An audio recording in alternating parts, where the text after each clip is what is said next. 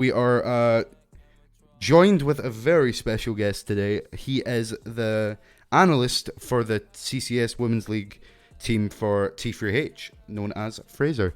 That was weird, but say hi, Fraser. Hello there, how you doing? Uh, right, well, let's jump right into it. So, CCS Women's League. It's going to be good.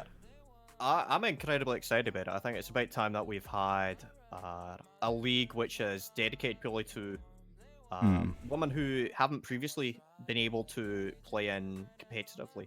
Yeah. Like, I know quite a few of my friends who have wanted to play competitively, but they've just not been able to purely for the fact that a lot of teams have a bias against having female players, which Yeah. is incredibly ridiculous, but it still happens. Yeah, I mean, like, we did touch up about this last week, where we talked about the positives and the negatives of it. Obviously, a negative, like, I'm sure you would agree with, is it is separating gender. But the positive with that is there's going to be less, like, toxicity.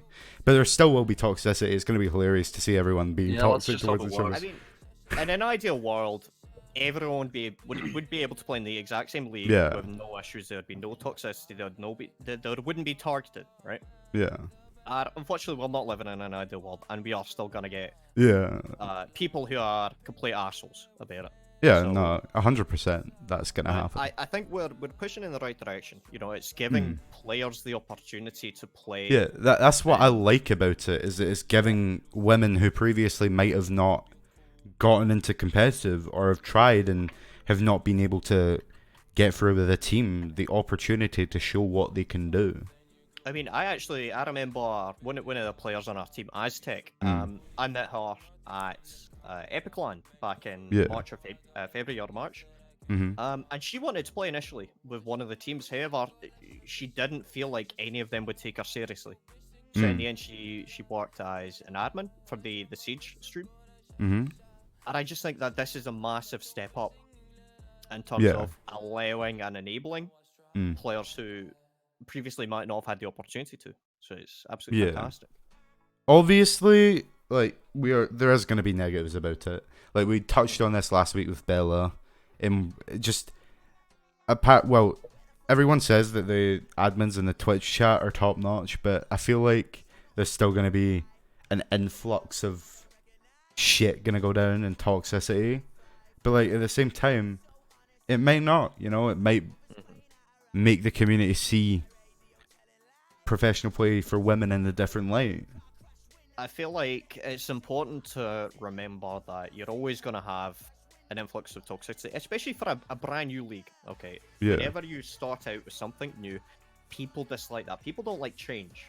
And the fact that we're introducing a new league, you're right.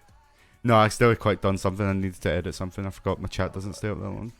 No, but it's so good. The fact that we're kind of introducing a brand new league, it's gonna create a lot of attention. It's gonna bring a lot of attention back to Siege, and unfortunately, some of that attention is going to be negative. It's just the nature of online nowadays, is the fact that people will complain and argue and say, "Why do we need this? We don't need this. We previously didn't need it." But a lot of these people who are making these comments and saying, we don't need a women's team, or we don't need a women's league. Like, no. Saying that, out of the ability of being able to play in a regular league with a regular team, because chances are they're a male.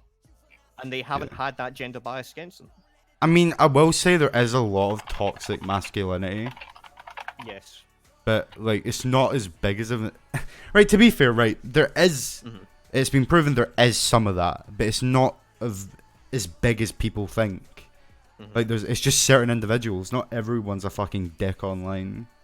And, like, but the majority of people that are dicks are either kids or have been brought up in households where they just get whatever they want. They're spoiled and they just swear a lot and they've not been punished. I feel like it's important to mention that it is a toxic minority. Yeah. And it's a vocal minority. You know, it's a small amount of players or a small amount of viewers who will make life hell for anyone who is essentially against what they are trying to do. Does that make sense? Yeah. It's like a crowd of people clapping, but you're only going to hear people they're going to be whistling.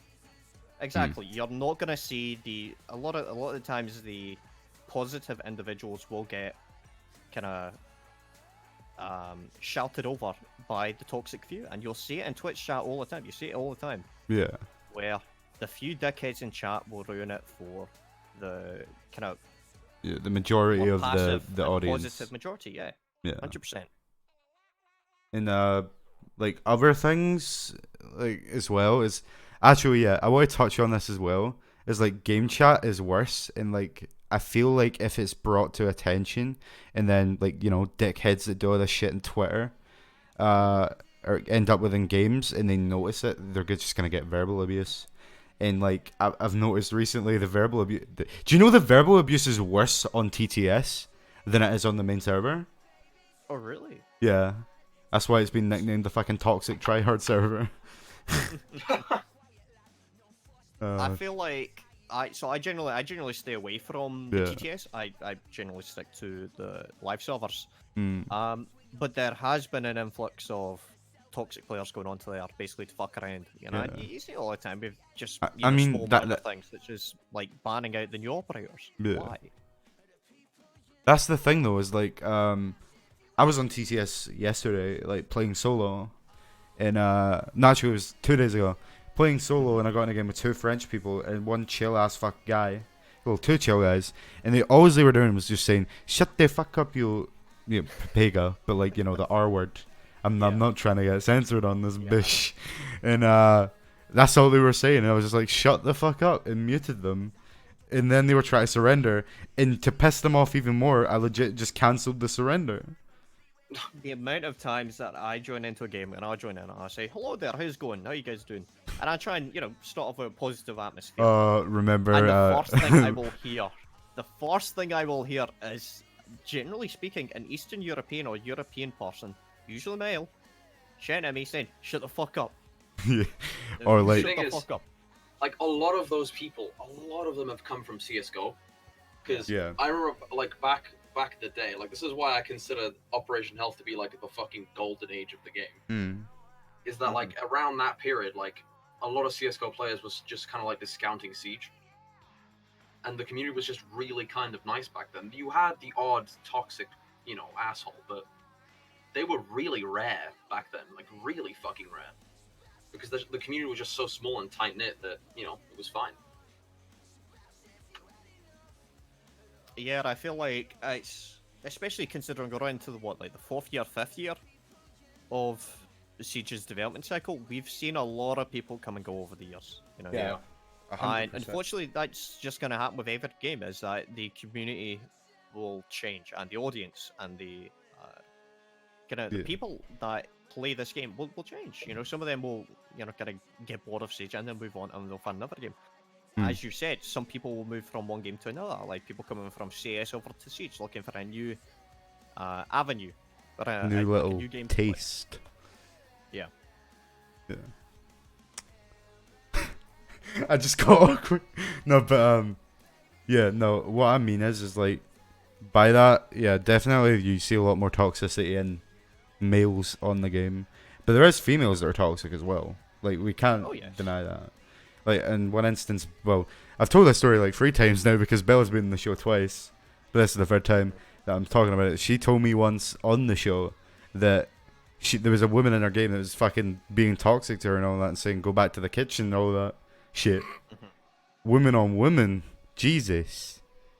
In Minecraft Hunger Games is 130% more toxic. I mean, yo.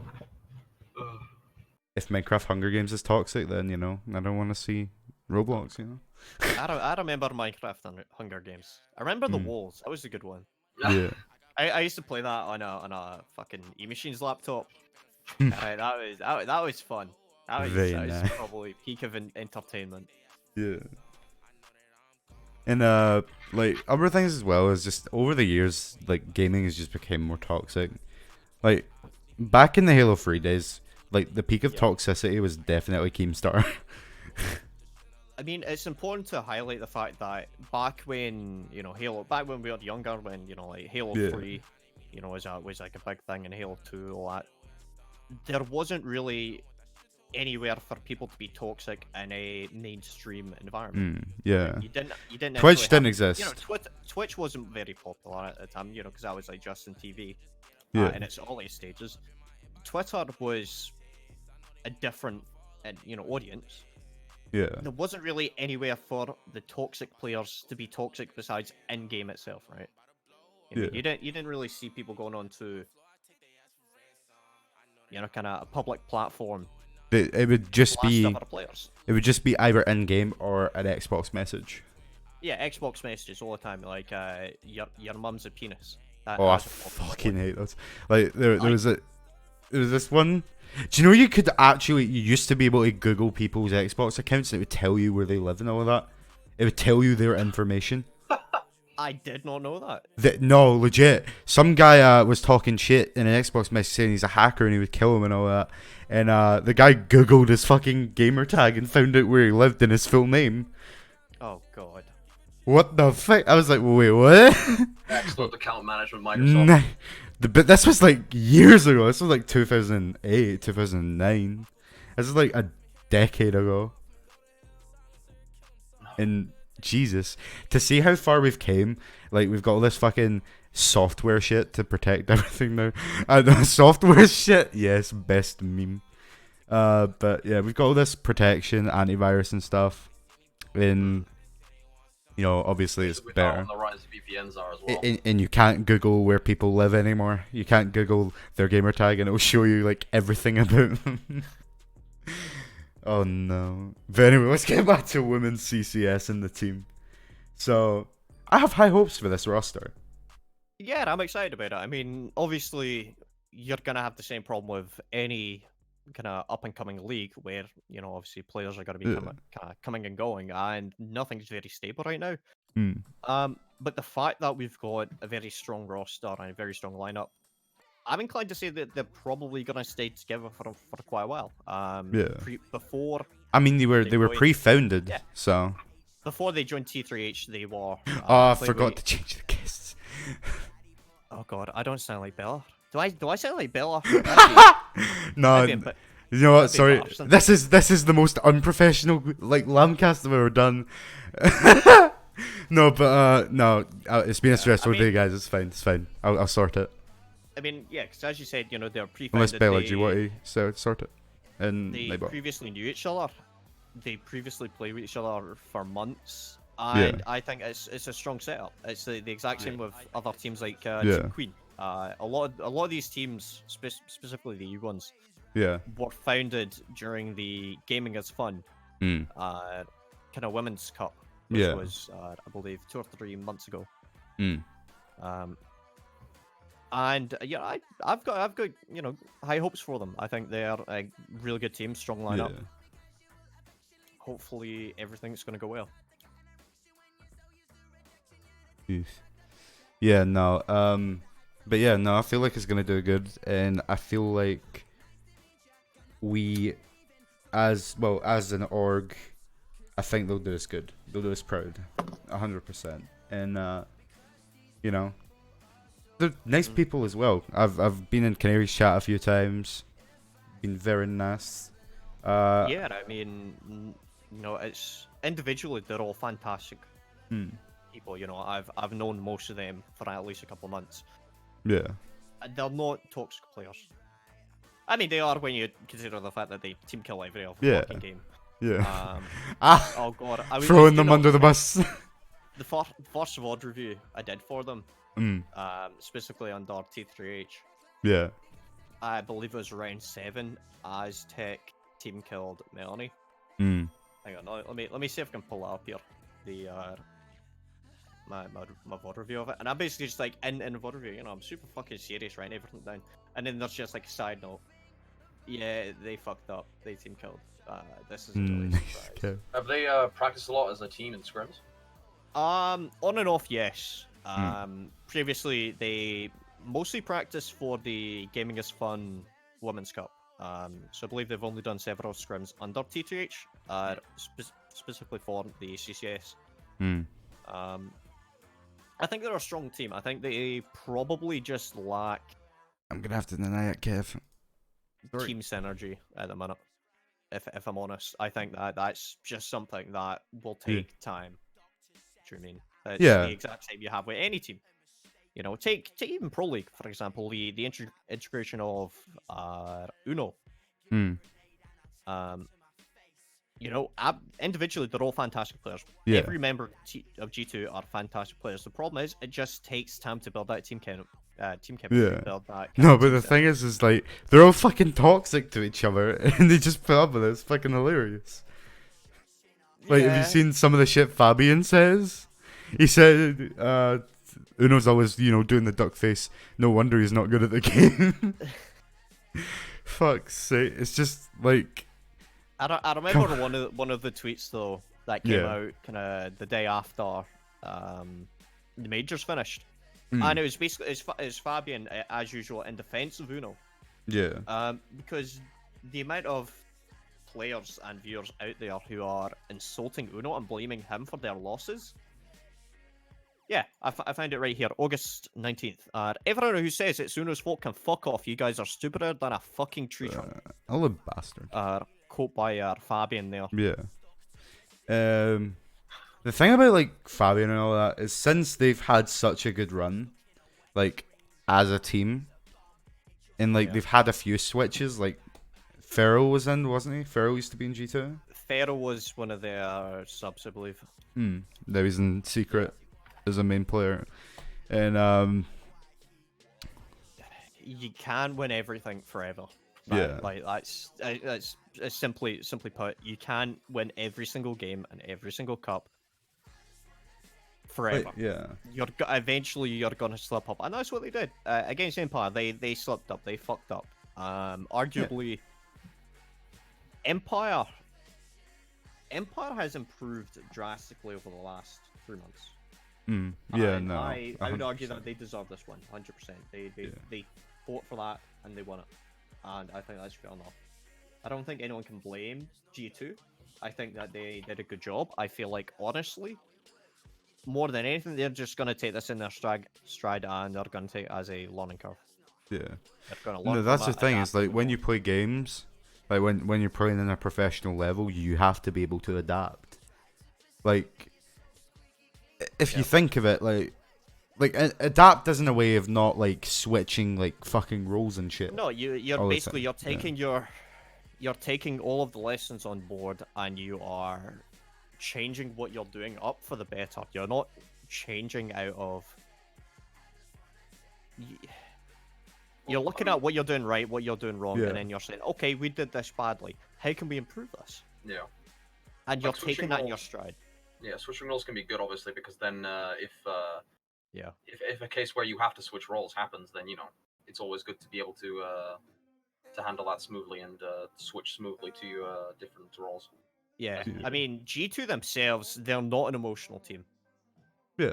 They are not an emotional team. They are a very logical and analytical team where the worst thing you could ever do against G2 is kill Fabian first. Because the first thing he's doing is he's going to get on drones, he's going to get on cams, and he is going to look at what you're doing. He's going to break down and deconstruct your entire strategy, and then he's going to tell that to your team, and he's going to say, hey, alright, Kanto, get over by that window and fucking shoot that guy.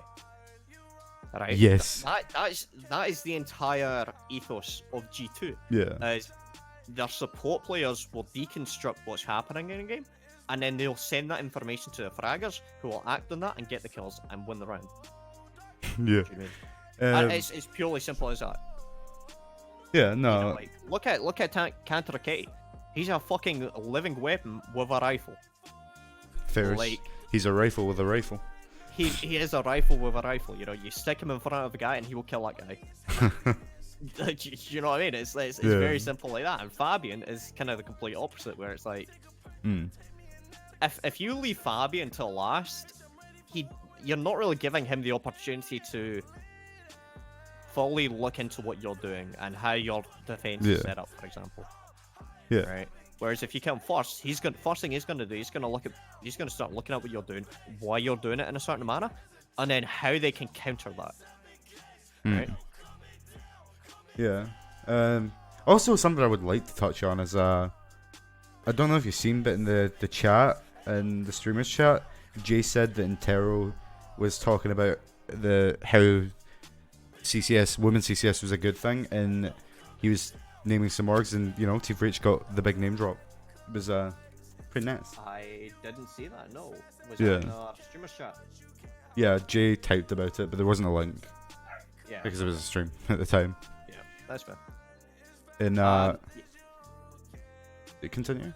Yeah, no, I personally just think it's fantastic that people are supporting the Women's League as much as they are. Especially people like Intero, who is essentially the face. He's one of the many faces of competitive Siege. Purely for the fact he's one of the biggest casters. He's, he cast Pro League for God knows how long. Yeah. And to have that level of support is just fantastic for both the players, for the viewers, and for everyone involved. Yeah, no, I get what you're saying. Like, when the bigger people acknowledge, it's a good thing. Like, because it opens up branches. Because when more exposure comes, and like, it's good that people are talking about it and getting the ball rolling and acknowledging it exists, because it's gonna make it more in the mainstream light of things. I mean, as far as I'm aware, I say this, I know for a fact there's 8 teams already signed up for the European. Is it 8 teams per? Originally, it's region? supposed to be 8 teams per region. However, there were a couple of additional teams that are they signed up as well, so they're just pending. Yeah. So there's currently 13 teams for NA and 8 teams for EU. Nice. Now, of those, so there's 13 teams that already signed up for NA, so that's like Victoria's Secret, so, that's with like Lalexi and some of the more popular. And like, isn't Kitty's team? Yes. And EU signed up? Yes, that's Team Queen. Yeah, Team Queen, okay. So as far as I'm concerned, looking at it, there are 3 major teams involved with EU. There's T3H, there's Penta, and their female lineup, which is already set up. However, Penta have Divina and Victoria. Yeah, Divina Victoria. Divina Victoria. Okay, Midnight used to play for Divina Victoria. I believe she was actually there at IGL. Someone can probably correct me there. So you've got T3H, you've got Penta, and then you've got Team Queen. Team Queen are well known purely for the fact that they've got some fucking fantastic fraggers on there, like Shishka, for example. Kitty, isn't Kitty good? Because I remember watching Twitch Rivals when K Candy and Jay and Tom were playing, and like she was the French team were the best team. As far as I'm aware, Team Queen won the Women's Cup. I would put them on par with almost any other team out there. I say they're either number 1 team or number 2 team, without a doubt. Yeah. Like, they are just individually, they are fucking terrifying. Put them together, you're not gonna win. This chat is. I wanna quickly get. I'm distracted by the chat right now. It has just gone so wrong. Gas, what have you done? I haven't done anything. Kevin's the only fucking animal. You brought Kev along. Yeah, Kevin's here. Hi, Kevin. Oh no, this is not right. Kevin, Trashy, stop, please, so we can get back to the show. Hi, Gus. Hi, Karma. How you doing today? Oh, you rushed home for this? Nice. So, one other thing to mention actually would be one of the new teams that signed up for CCS Women's League was Powerhouse, NA team. Yeah. I'm fond of this team. I like this lineup. I think that they are my number 1 team for. Is Goddess a coach, or is she? She is the coach for Victoria's Secret. Yeah, I was wondering because I knew she wouldn't be playing because she plays in Pro League, but I knew she would be doing something to get involved. She'll be acting in a coaching and more analytical kind of aspect. Right, Trashy. I'm gonna say this again. Fraser is the R6 analyst for the T4H women's team. Would you like me to introduce myself? Yes, introduce yourself again, please. Hello there, how you doing, you fucknut? My name is Fraser. I am the analyst for T3H's CCS Women's League.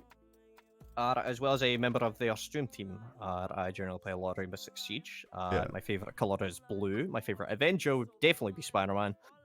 And yes, I am available if you would like to go for a long walk along the beach. Oh no, you're good. You're so. Are you sad about that? You know, Spider-Man's fucking gone. Yes. Oh no, that is a. I'm frustrated at that. I'm really frustrated at that. I think that is a terrible mistake. I think both from a financial standpoint, I think Sony are going to lose out big time. And secondly, I think it's a shame because I loved the dynamic between Stark and Spider-Man. Yeah. I love that. I love that dynamic. And it's a shame that we're going to lose it. We're not going to be able to see any more references to the MCU in future. Yep. I think it's a shame. You know, they can always bring back fucking, what's his name? Tony. Oh, who's playing Spider-Man? Spider-Man 1, 2, and 3. Tobey Maguire. Tobey Maguire. Bring back Tobey Maguire. Let's they go. might do something with his daughter, though. Morgan. I don't think they can yet. They still own Venom. So from what? Okay, so regarding Sony. Oh no, I was talking about the MCU, but yeah. With the MCU, yeah, they can still do things with Morgan. If you think about it, Phase 6 or Phase 7, she'll be around 16 at the time. Yeah. Like in kind of chronological age there. So that would probably be the time that they'd bring her back in, if I'm honest. Right. I would also like to explain something. Right. Yep. LambCast was originally about ARM6, but we've moved on to a wider dynamic. So we talk about. Hey, I mean, with the new fucking attacker. We talk about internet. We can't be talking about them. Oh yeah, right. We're definitely going to be talking about TTS. We're going to be talking about the new operators. The new COD operators. Oh yes. But yeah, let's talk about the operators for a bit. So Amaru and what's his name? Goyo. Otherwise known to me as Daniel LaRusso because she looks like the guy out of Karate Kid, and Froyo because Frozen Treat. I hate myself. But, no, yeah. I like them. Personally, I like their gadgets. I like what they do. I'm not the biggest fan of the reused weapons, but now that I've discovered, thanks to Grief Drums, that you can have an angled grip on IQ's LMG, I'm down. I mean, I'd like to make a statement here regarding the weapons. And that'd be the same as Bikini's been making, the same as Interro's been making, the exact same as everyone who has a brain cell. Wow. Has been making. Okay, Battlefield 5, as far as I'm aware, Battlefield 5 has around 28 different weapons. Yeah. That includes shotguns, rifles, sidearms, SMGs, and sniper rifles. Really, so few? Yes, 28. Yeah. Rainbow Six Siege is close to 100. Battlefield 5 has less than 50. Well, nice. Sorry, not Battlefield 5. What's the latest Call of Duty? The latest one? Yeah, besides that one. Besides the newest one, Black Ops 4. Yeah, Black Ops 4 has less than 50 weapons. Yeah, but they're adding DLC weapons in, so it's going to go up over time. Rainbow Six Siege has close to 100. That's true. Like, that includes assault rifles, submachine guns, light machine guns, designated mark, personally, rifles. Yeah, but I mean, like, that's because of, like, what, 4 years? Yeah, that's true. Development, so... I mean, I do agree with them, you know, reworking maps and opposed to releasing new maps, though, because, like, I've got a question for you then. Yeah. If you're saying, okay, so Siege has been out for 4 years, 5 years. Yeah. Yes. Yeah. How many maps have they released this year? Like new maps? 1. How many reworks do they have? 2. Planned? No, wait, no. They've got Canal Theme Park and they've already had Cafe. Yeah, they've had Cafe in Hereford. At the minute, what they're doing is they're taking what they've already made. Yeah. They're taking what they've already developed and they're refining it. Yeah. Right. Wait, have they reworked Theme Park?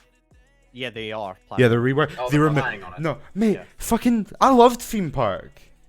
Theme Park's fine. Why are they changing Theme Park? I love it, and they've removed it from ranked. I'll be honest. Yes, there's a reason why they're only doing a partial rework of it, and that's because no one ever uses Gargoyle.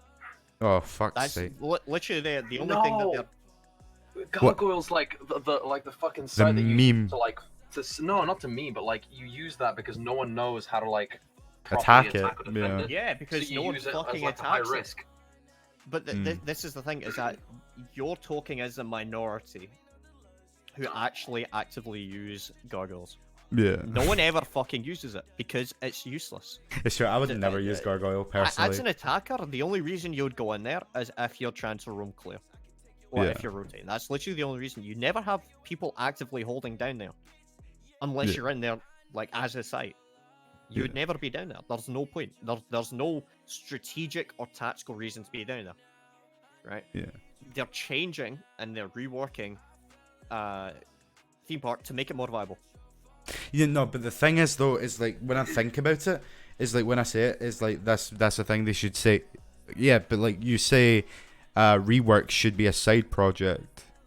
No, they should be a priority, because every time they release a new map, they put it into ranked and adds more. They spent 9 months working on Canal.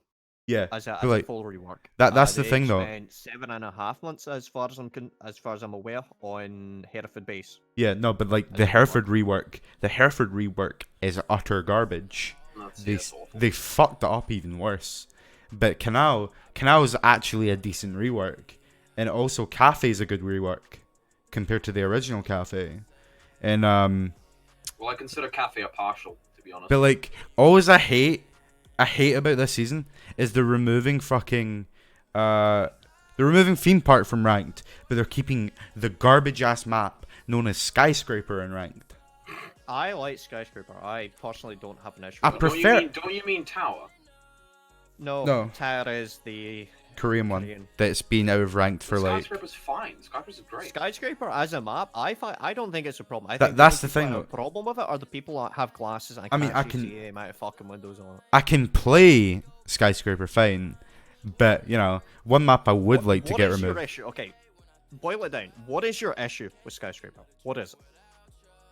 My issue is there's too much vertical play, like coming upwards, if you know what I mean, like rappelling, there's too much vertical play, and it leaves them enough room to like run out, and like there's a lot of run out spots up top floor, and like it's just a bunch of shit, and like I don't like how the map's laid out, personally. I also don't like Coastline. I hate Coastline. Okay, so you're saying you dislike Skyscraper because of verticality of the map, right? Yeah. How do you counter this? You look at the fucking doorways when you're going up. It's quite. I'm being quite brutally honest with you, man. I know. The amount of people that say that you're gonna die to runouts on Skyscraper. Yeah, they don't go the fuck around. You don't go to where they're expecting you to run out. You don't go. Like, there's plenty of ways in, Lamb. Yeah, true. There are plenty of ways in, and it's not as simple as just running up like a fucking brain dead monkey. This is Lamb we're talking about, though. You gotta realize this. I'm being. Me and Fraser were on the same team. Leave me alone. He got a Tachanka kill in professional play. I got 3. Yeah. You got 3k with Tachanka, and I got a fucking ace. Yeah, no one recorded that shit though. No one did, and I was upset. I recorded my bit. Yeah, that's because it was. But do you understand my point? Yeah. It's like, there's not actually an issue with Skyscraper. There's an issue with you, as a player, unable to counter a simple fucking run out. Yeah, true, that is true. Okay? I am a brain dead, not gonna lie. Get good, scrub. Well. Like, if you were to ask any... Okay, what yellow are you?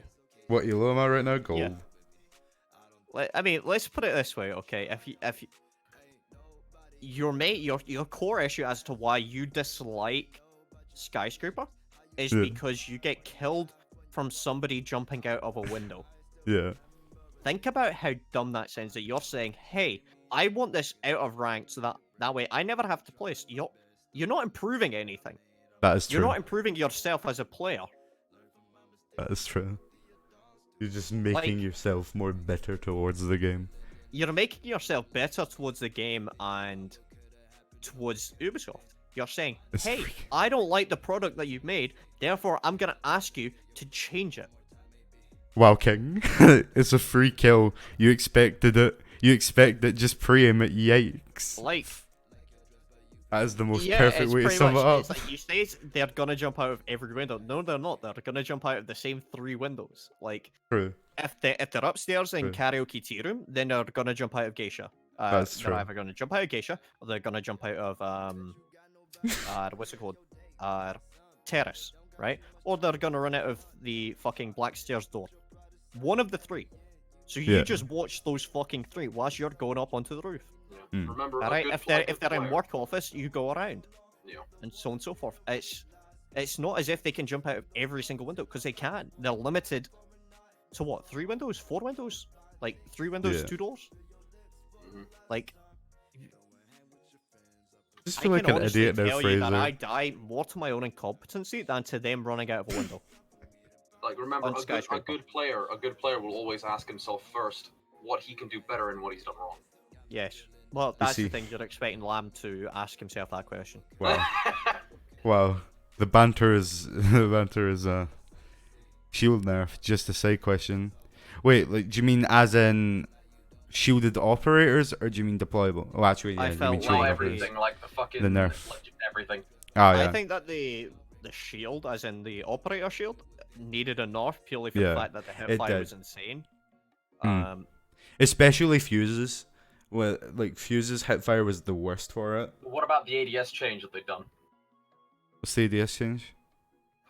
They've increased the time by 50% to ADS. On shields? Yeah. Oh my god. It's going up 50%. Well, that's. I like that. I do like that. I agree with that, but how many entry fragments do you see on fuse? Gas is fucked. Not really, because the thing is, it would just because the way I play Monty, I've always played Monty as basically just a basher. Yeah. So it will just be a resurrection of basically just melee Monty. He's basically just a fucking Monty main. He has a disgusting amount of hours on Monty. Yeah. Close to 300. See, I don't have a problem with that. I don't have a problem with people being Monty mains, because I'm the exact same. I'm a Thatcher main. They are useful. Monty's a useful shield. He's good. Yeah. I get what you mean. You shouldn't shout at people because they're either a Blitz main or they're a Montaigne main. No, I'm not shouting at them. I'm just like. I know you're not. You can't shout. Gas is my crutch in a game of ranked when he's with me. he just fucking bullies kids. Unless you're a bikini body, you will take your time with Monty. Unless you're bikini, you'll take your time and you will. Oh, I am a super aggressive Monty. Yeah. But, he is. Yeah, I mean, with the nerf, it's weird because like, I don't understand how. I mean, it makes sense like in reality where it's like, oh, okay, bashing with the shield will knock them out, will lock them down instead of killing them, right? Yeah. But in that sense, like, you're just kind of like promoting toxicity in a weird way because of that, because it basically just allows the person, especially if you get a roamer, just teabag the shit out of them and then just bash them again. Yeah. Just nice.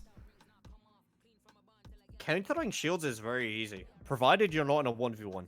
Yeah. Like the worst thing you could ever do as a defender is try and take on a shield by yourself because you think that you're better than them because you have a rifle. Yeah. No, that's not how that works. If you want to counter a shield, you fucking bring them towards you whilst one of your teammates shoots them from either the flank or from underneath, or you go around. Or you outplay them with the environment. Exactly, yeah. Exactly. You force them to come towards you. You don't rush towards the shield. Like, the amount of times I see that in like it's like say a 1v3. Okay. Monty versus 3 defenders. And then you see a Doc stem himself up and then go in and try and fucking melee a shield. Right? Yeah. The other 2 players are trying to run all the way around. So that takes him like 15, 20 seconds to go around, and in that time, Doc's dead. Which leaves out a 1v2. Right? Now the problem is, the other 2 teammates are both together behind the Monty. He's just gonna turn around and they're gonna have to do the exact same thing to go around him. I've been in that situation hundreds of thousands of times. And it's like, it just simply doesn't work that way. Right? And it shouldn't work that way, my honest opinion. Right? I'm not saying that the Monty should win in a 1v3. I'm just saying that the Monty will still have a chance, more than likely due to the other team misinterpreting what's happening and quite frankly fucking up. right? Mm-hmm. Yeah. Like, a Monty getting a kill there isn't because he's a good player or because he's Monty. It's because the other team, the defenders, fucked up. Yeah. It's pure as simple as that. Like, most of Siege's, like, the most of the mistakes you make in Siege is definitely fucking user error. Yeah. Because... Have you seen the latest cinematic for Siege? The latest cinematic? The... Yeah. Right, the, every life lost, or every... What was it? Oh, that cringe fest. Yeah, that one. And it's like, it's basically a guy walking through a cemetery, basically monologuing all of his deaths. I know what they're trying to pull, but like, oh, no. Just no. No. No, that's just super cringe. Nice. I prefer the CGI cinematics. Yes, like yeah, the CGI cinematics are good. They're badass. They're badass. Yeah. Yeah. Because like it tells the story since there is no campaign in Siege. As you know, Siege was meant to be Rainbow Six Patriots, but since the newer generation of consoles was coming out, you know, fun fact: there's still Rainbow Six Patriots on Steam. No, I was gonna say on Twitch. There's still the game. On Twitch, yeah. I'm actually real disappointed about that. I loved Rainbow Six Vegas and Vegas 2. Me too. I would have loved to have played Patriot. Like, I personally, I didn't have a problem with the kind of the darker and grittier nature of it. I didn't have an issue with that. That's not why they got rid of it. The only reason they got rid of it is because they knew the new consoles were coming out. Yeah. And they didn't want to fucking redo all the work or port it and fix it. So we're just like, fuck it, we're making a new game. Like, I was convinced I would actually hate Siege because I loved the older games, and like because of how different it was, I was convinced I would kind of pretty much just hate Siege going in, but then I just kind of fell in love with it. Yeah. I remember the first game I ever played was actually at Alpha, at Gamescom, and I don't remember who I was. I think it was IQ, and I had a breaching charge, and the first round I played, I killed myself with said breaching charge. Consulate. Nice. Trying to open a window. It was such a different game back then. It was. Like, legit, my friend Lucas, Squeaky, is a host of this show, has, like, the first version of Siege, because he did that thing where you could download it. Yeah. And he was in Discord with me one day, and he was like, watch this, and I was like, what the fuck? Everything was so much faster back then. I really liked it, because at the time, people were still experimenting with what you could do, what you couldn't do. Yeah. And, like, hop breaches, okay? Something that we take for granted as, like, an entry-level strat. Yeah. Like, that was a serious thing back then, when people didn't know how to counter that. People didn't realize, hey, if you hear somebody repelling, and you hear a breaching charge, they're probably going to hop breach it. Yeah. Right? People didn't realize that, so you could still do it. And you could get away with it, and you could get 2 or 3 kills very easily. That's so fucking dumb. I missed that. Like, I still hop breached a lot. Yeah. Like, I mean, I would say there was one period when Thinka, like, it was like season 2 of Year 3, and I just started running around with Thinka with a shotgun, just boosting and fucking rushing in, and it actually worked. Yeah. I was like, wait, okay, sure, that's fine. I'm fine with this. I personally don't play Thinker, but there's nothing more terrifying than hearing like a Thinker rush with like the suppressed shotgun. There's nothing more terrifying because you're just like, no, I don't know what to do. Thinker's satisfying when you use the fucking what's it called? The LMG. Like, Thinker LMG is fucking great. Like, not even lying to you. Yeah, it's the Fuse LMG. Yeah. And the Fuse LMG is fucking good. Yeah. Although I prefer the AK on him. They are going to use that AK at some point. They're going to reuse the AK-12 at some point.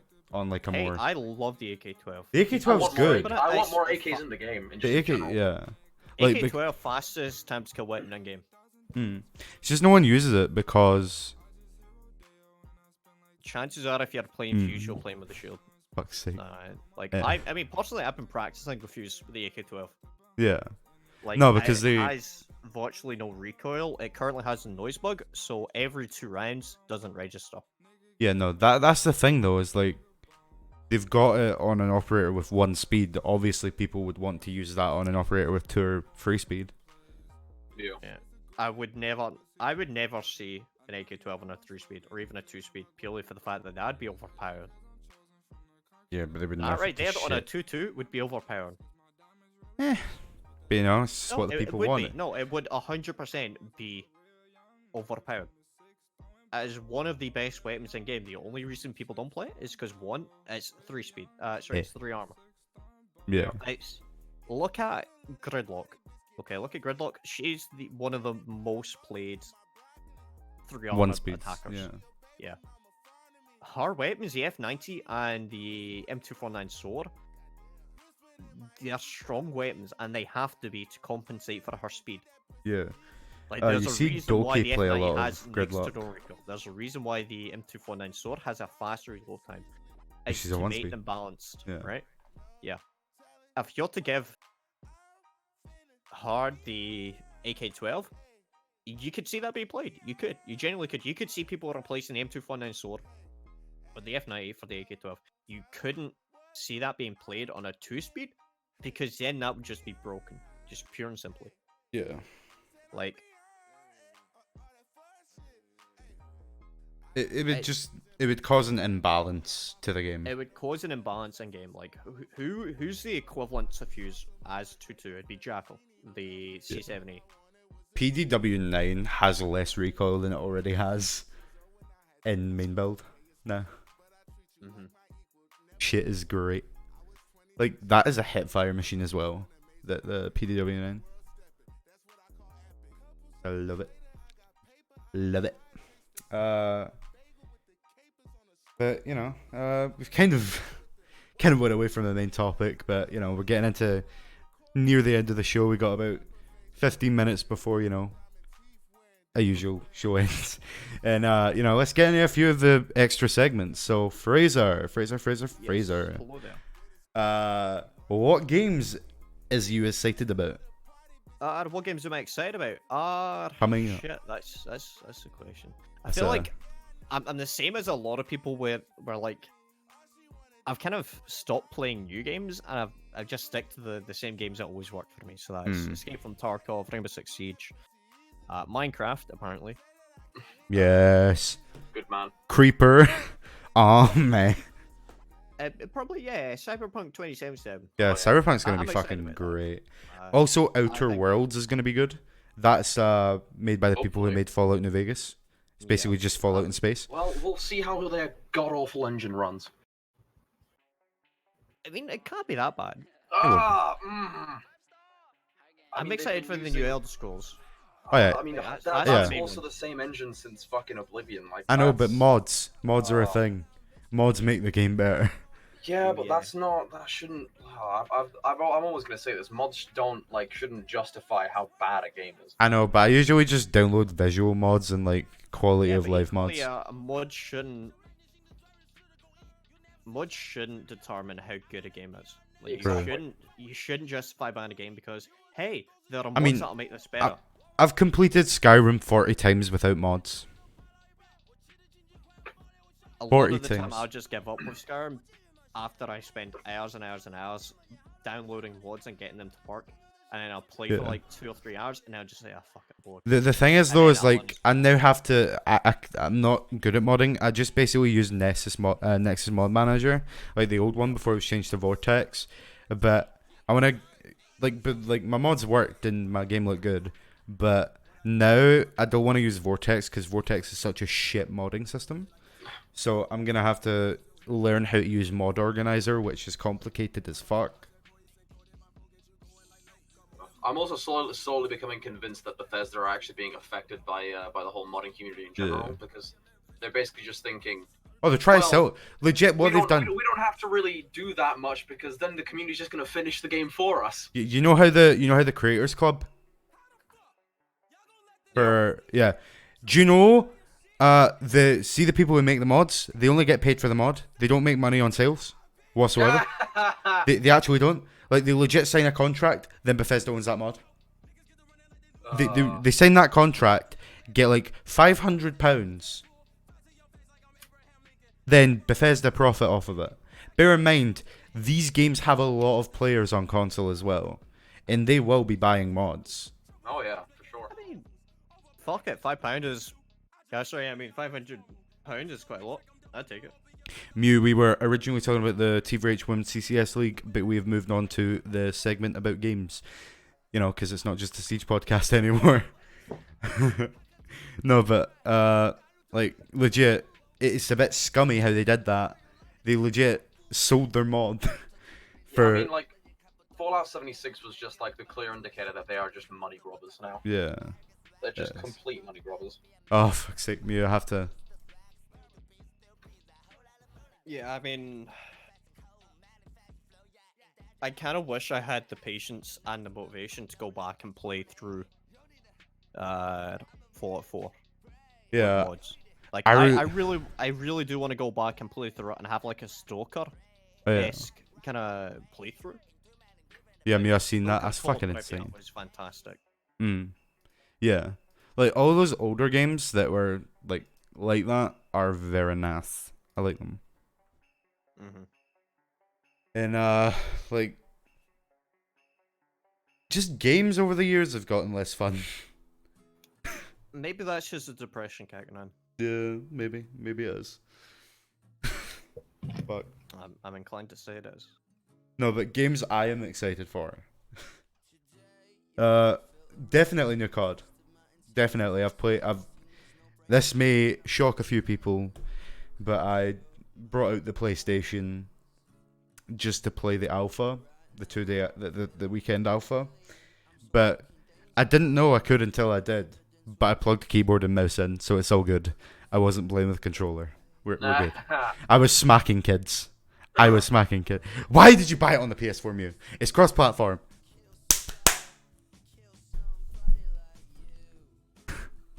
I shouldn't have done that, but like, you know what I mean. Mew, you should have bought it on PC. It's cross-platform. Then you wouldn't need to pay for a PS4 subscription as well. Unless your PC couldn't run it. Doom Eternal, though. Doom Eternal. That looks like it's going to be a good game. Yeah. Other games that have been said: Cyberpunk, Detroit Become Human PC release. That's still not out yet. Oh, PC release? Yeah, it's kind of PC release, but it's on Epic Games. Ah, fuckers. Yeah. Fucking ruin everything. Yeah. But like, it's still the game, so, you know, I bought it anyway. Even though Epic's kind of shit for, like, you know, launcher, but... It's awful. Who cares? It's still a game. But, you know, I'm not just excited for that stuff. There's other games I'm excited for, but I forgot some names. Like, it's new games. And, yeah, I'm excited for games. Just games in general, man. Games this year seem to be good. And, like, from what I've played from COD, like, right now, yeah, it's good. Like, the recoil is good. The engine is smooth as fuck. The gunplay is amazing. It's got cross-platform, so it's a fucking no-brainer. Like, a decent game with cross-platform for once.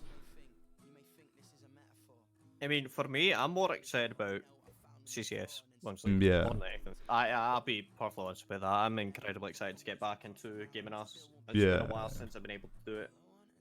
Analysis is your thing. Scale. Yeah, I like it. It's incredibly enjoyable. It's fun to be able to basically take the game apart, you know, kind of piece by piece and figure out what makes a round succeed and fail. I'm incredibly excited about it. I think we've got great opportunities here with the lineup that we have. Yeah. I'm looking forward to it. It should be fun. Yeah, it should be. And they should do well, as we've said. Hey, hopefully. You know, here's hope. We've got a strong team.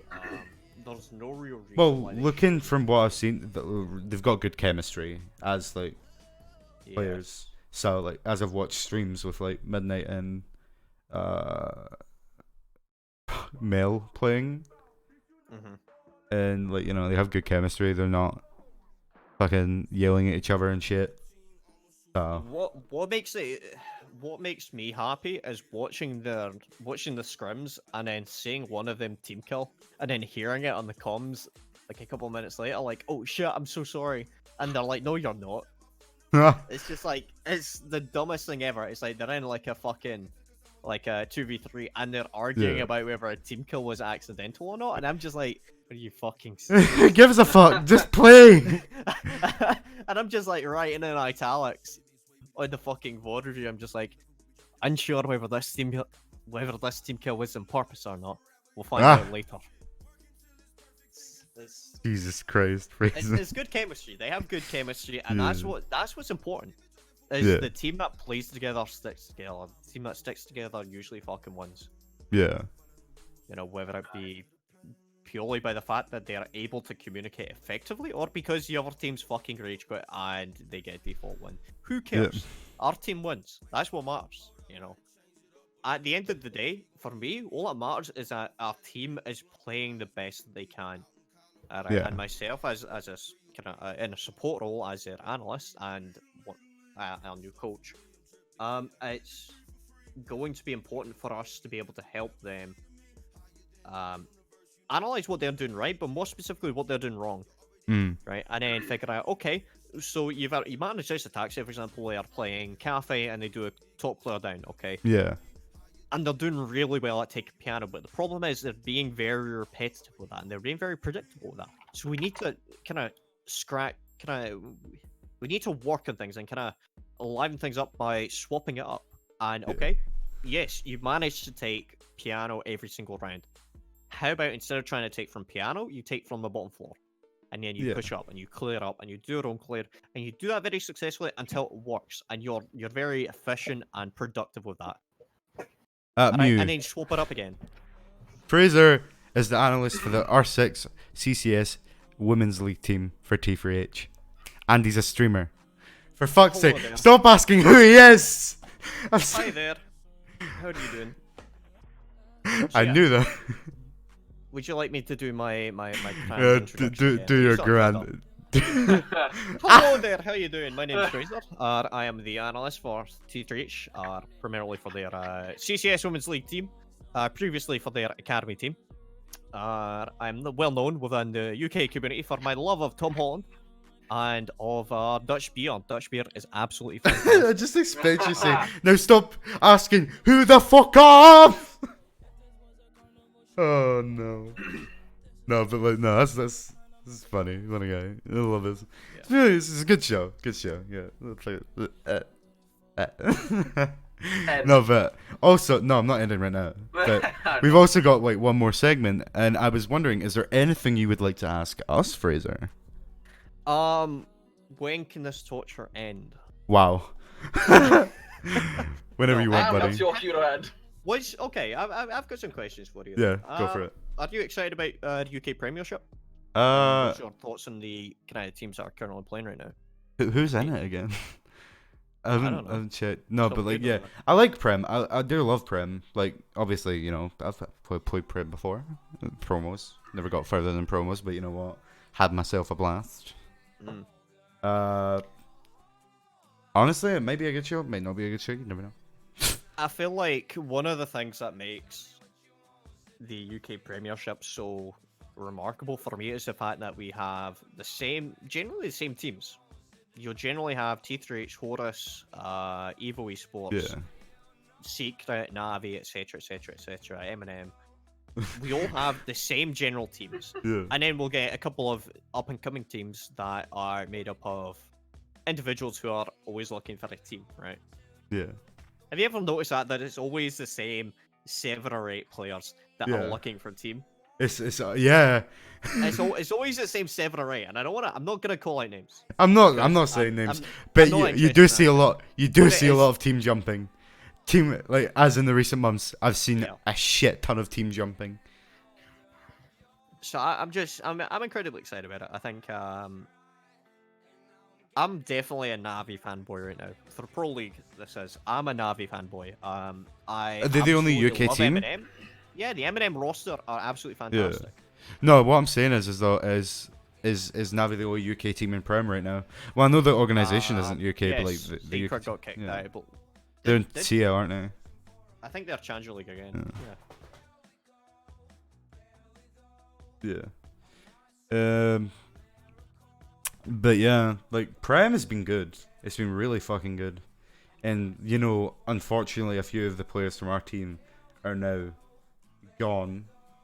But that's okay, because it gives foundations to build a new team, gives a foundation to do things. I don't know how to explain it. But, I understand that. Yeah. And honestly, this is this year has been a good year. And next year could potentially be a better year. Yeah. I'm excited about it. I think but you never know, we still have winter prem. I think. I'm excited about it. I like Navi. I want them to succeed this year. Yeah. They've came on massively. Didn't they only just come about this year? Yeah. Like, properly. Eminem. So they were the former Eminem lineup. Yeah. Yeah, I knew they were the former Eminem. I know Doki was in Vexed. Yeah. Then I seen the documentary. The documentary was cool. But the thing is, I got my ass kicked by Doki and Eminem. So that was Doki, Eminem, Kendrew, Funkers, and was it Funkers? When was this? Epic Land. So early this year, back in like February or March. Oh, about 26? Yeah. So I know you didn't go to 27. Yeah, it was 26. We got our asses kicked by Doki. He basically 1v5'd our entire team on Border as Blitz. Yeah. It was a mess. Yeah. But other things, you know, would you like to plug anything coming up? Because I think this is a good time to end, because the Who Is He has became a meme.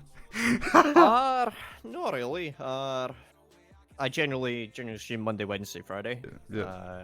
You can play any other games. I'm gonna start linking you in the chat, obviously. Thank you.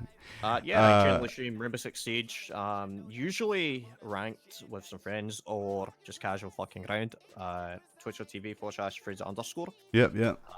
I'm incredibly excited to start working with the Narcissus again, the women's team. I think they're absolutely fantastic. So if you're not, I would recommend having a look on our Twitter, on the Teeth Reach's main. Click on that, Midgets. Also hit him up with a big follow. He is also a... Wow. That is a deny. And what I'm saying is follow Fraser. It's been a good show tonight. Anyway, what I'm going to say is, this has been LambCast. I've been joined by Fraser. Thank you very much, my dude. I've been joined by Gas as usual. Thank you very much, my dude. And good night. And for the first time, they're going to be able to say good night. Say good night. No, but anyway, good night, guys. It's been LambCast. Bye.